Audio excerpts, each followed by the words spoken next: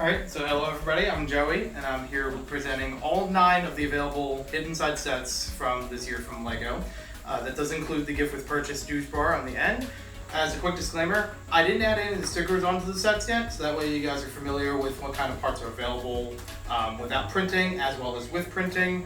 And that way it also gets to see how well the sets hold up on their own without a lot of extra decoration to them. I will say some of them could use the stickers in different ways. They're really cool, but let's get right into it. So I'm going to start from one side, hidden side, from one side to the other to explain each of the sets and the minifigs and play features available with them, or anything I found throughout building or parts.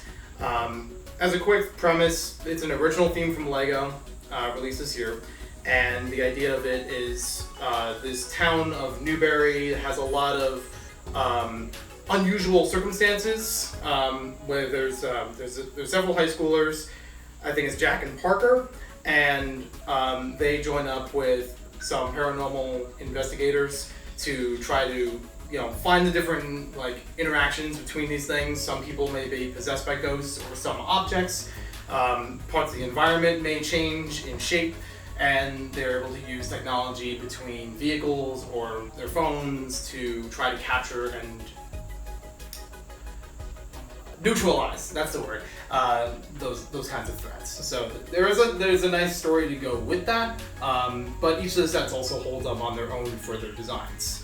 So starting off, we have the Newberry Juice Bar, a gift with purchase through the LEGO store. It's a basic outline of a small food stand. It has just enough room in there to fit one minifigure for serving different drinks, several different colors of pieces, and mostly having some sand green and yellowish orange around it. For transforming it into a monster, it simply lifts up the roof, so it has several pieces printed, as well as mostly anything that's in a yellowish green color, to try to create like a mouth look to it. And it also helps with trying to take the minifigure inside and out of the build, which has parts we've seen before but are still very useful, and also includes a Parker minifigure.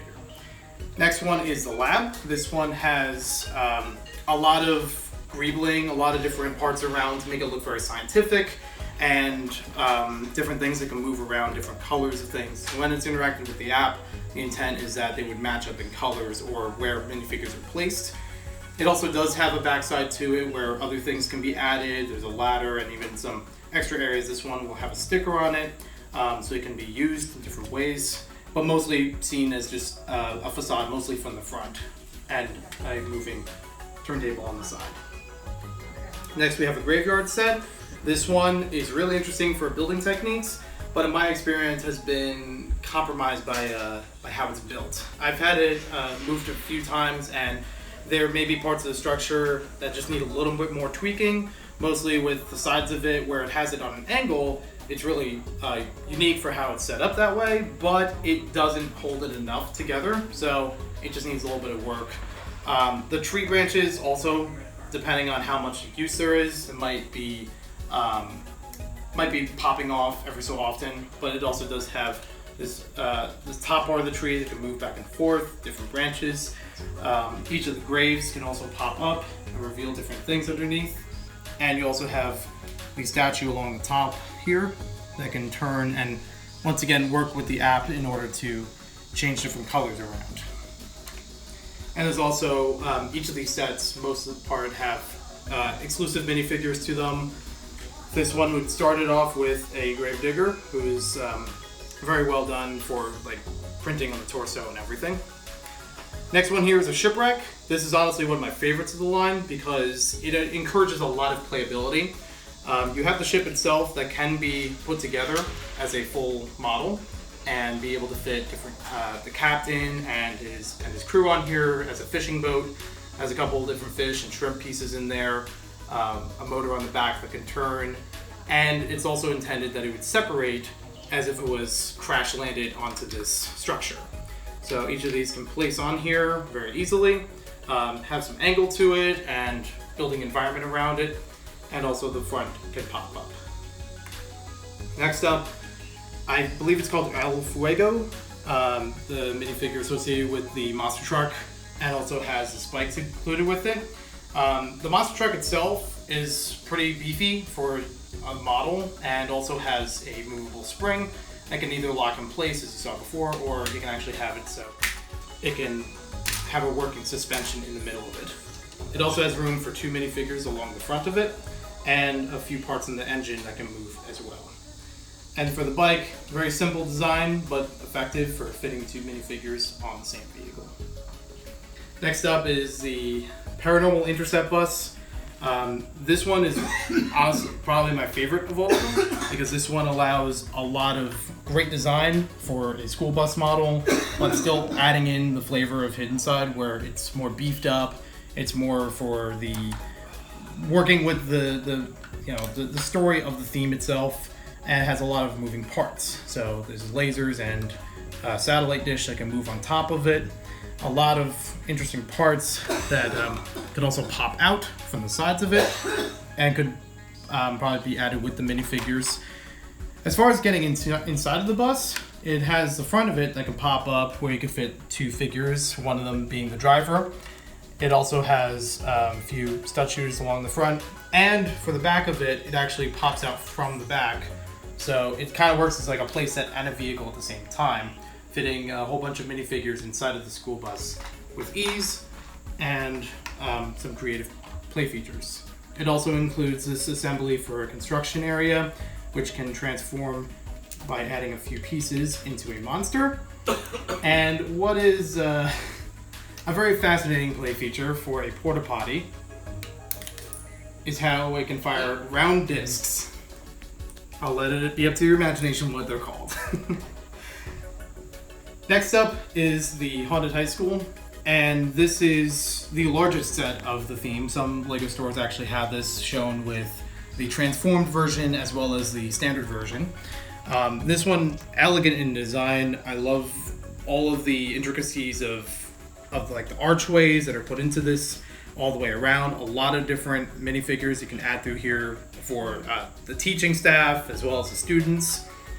And when we turn this around from the back, we can even see some of the different classrooms, a cafeteria, a library, science room, a trophy area, a lot of different small but interactive places for the minifigures.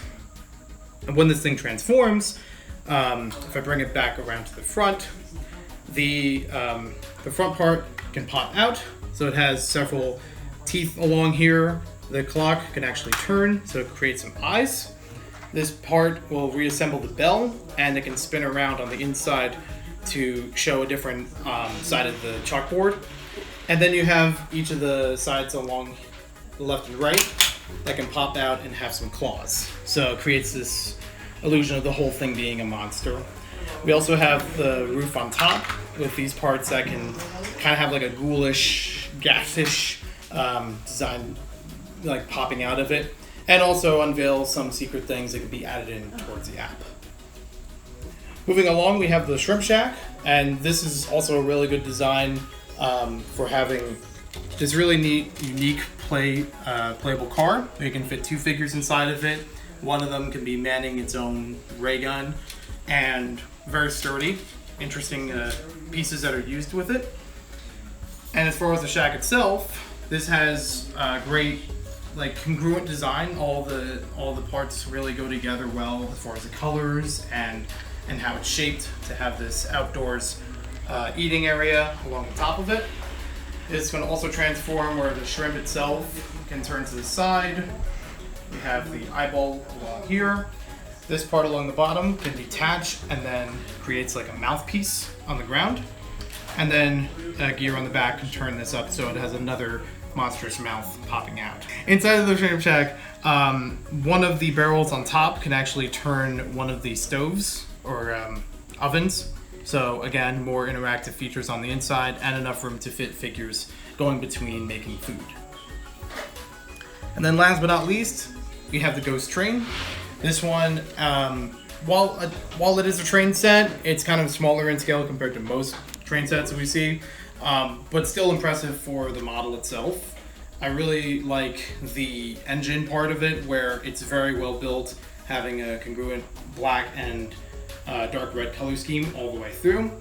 And in order to transform this one, it has a lever on the top where it pops some wings out the side, and a lever on the side where on the front it has some movable teeth. So that will give it a more monstrous appearance, as well as on the rest of the train station, pops up a few features along the roof so that it looks like claws like popping out. The train itself can also hook out from the station. One magnet on the back, but a clip on the front side so that it'll actually stay in place when it's on display. And there's a new ramp piece that can allow it for easy play, and also unhooking there. Allow it for easy play onto any surface, so it'll be easy to move around as just a pull train. And as you saw in the middle, they have different attachments for the hitches, but that can easily be changed with other magnets and things. They also have new wheel pieces underneath. They're just a new assembly for them, so you don't have to worry about the metallic bar in the middle, and also gives more room for studs or anti-studs. So that's useful for combining in different ways. So overall, I'm really happy with how this theme turned out, and there's a lot of interesting stuff to play with just for the base sets alone, and a lot of intriguing parts for us to build with.